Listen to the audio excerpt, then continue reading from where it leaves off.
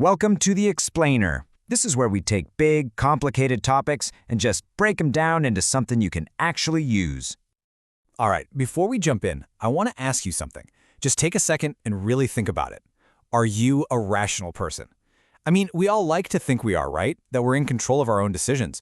But when it comes down to it, are we really?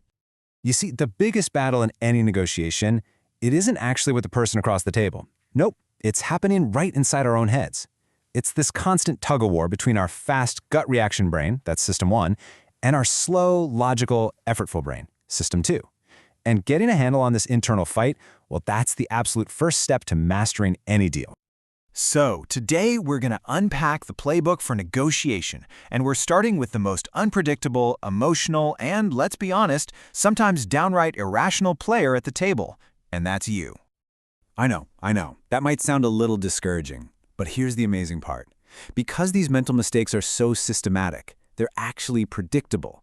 And if you can predict something, you can prepare for it. Once you learn to spot these little traps your brain sets, you can just sidestep them. Okay, so here's a crucial point. Winning a negotiation doesn't start when you shake hands and sit down. No way. It starts way before that, with solid, clear-eyed preparation. This is where you build your entire foundation. First things first, you've got to know yourself. What's your default style? Are you super competitive, where it's all about I win, you lose? Or are you more of a collaborator, always looking for that win-win? Your personal style is a massive variable in any negotiation, so knowing your go-to move is absolutely key to figuring out your strategy.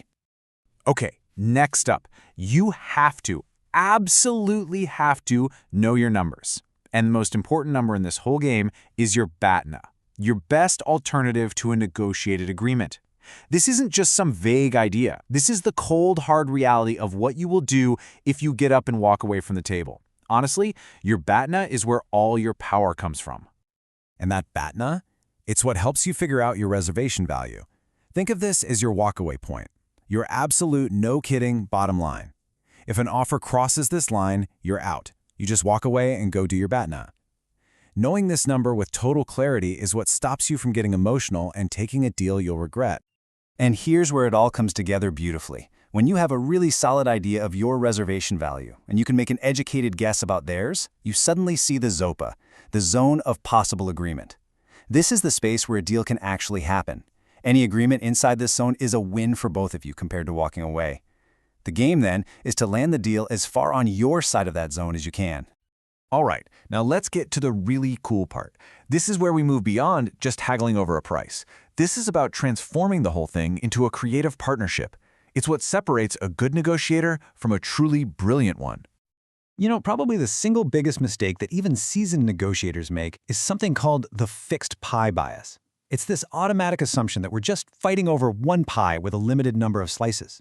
But the real genius, it lies in value creation. It's about figuring out how to make the entire pie bigger so there's more for everyone. So how do you actually do that? Well, one really powerful way is to use a simple scoring system. Seriously, just assign points to all the different things on the table. Salary, vacation days, remote work, whatever. This forces you to get clear on what you value most and, just as important, where you can be flexible. That's how you spot opportunities for smart trades that benefit both sides. And this question right here just perfectly reframes the whole goal, doesn't it? It stops being about how do I win the biggest slice and starts being about how do we work together to bake a much, much bigger pie. When you make that mental shift, it unlocks all kinds of incredible possibilities. Okay, so we've got our strategy. We know our numbers, we're looking to expand the pie. Now we have to put on our defensive gear. We've got to watch out for those invisible mental traps, the cognitive biases that can sneak in and sabotage even the most rational, well-thought-out plans. Let's do a quick experiment right now just to see one of the most powerful biases, the framing effect, in action. So read the question on the screen. An unusual disease is expected to kill 600 people. Now get ready because I'm about to give you two potential solutions. So here's option set 1. You've got program A, where 200 people will be saved, guaranteed. And program B, a gamble. When faced with these choices, most people, and I mean the vast majority, go for program A. It's the safe bet, right? It's framed in terms of lives saved, and that feels certain, it feels positive. Okay, now look at this second set of options. It's for the exact same problem, but this time, program C is 400 people will die, and D is a gamble. Now what happens? When the problem is framed in terms of lives lost, most people's preference does a complete 180. They suddenly jump to the risky option, program D, to try and avoid that certain loss. So, did you spot the trick? Program A and C are identical. Saving 200 out of 600 is the same as 400 dying. And B and D are identical too. The only thing that changed was the frame. We went from talking about gains to talking about losses. And that one little change completely flipped our decision from being risk-averse to risk-seeking. This kind of reframing happens constantly in negotiations. All right, let's talk about another sneaky bias that loves to hijack our fast System 1 thinking. It's called the anchoring effect. And it's simple. The very first number that gets mentioned in a negotiation, whether it's a price, a salary, whatever, acts like an anchor. It just pulls all the following discussion towards it, even if that first number was pulled out of thin air. And this experiment, wow, it just shows you how incredibly powerful an anchor is. They took seasoned real estate agents, people who do this for a living, and showed them a house with a randomly assigned list price. And guess what? Even these experts were massively influenced by it.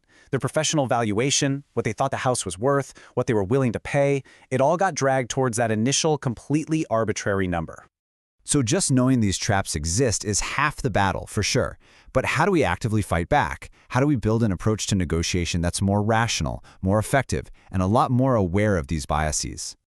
Okay, here are 3 concrete strategies you can use right now to de-bias your decision-making. First, you have to consciously engage your slow, logical System 2. Slow down, make a list, don't let yourself get rushed. Second, use analogies. Look back at past deals not as one-off events, but as data points. Find the patterns. And third, and this one is huge, adopt an outsider's lens. Just ask yourself, what advice would I give my best friend if they were in this exact situation? Taking the emotion out of it like that can give you incredible clarity. So, the next time you find yourself at the bargaining table, I want you to remember this. The most important negotiation isn't with the person across from you. It's the one happening inside your own head. By doing your homework, by preparing your numbers, by always looking for ways to create more value, and by staying super vigilant against your brain's own little tricks, you're not just a participant anymore. You become the architect of the deal.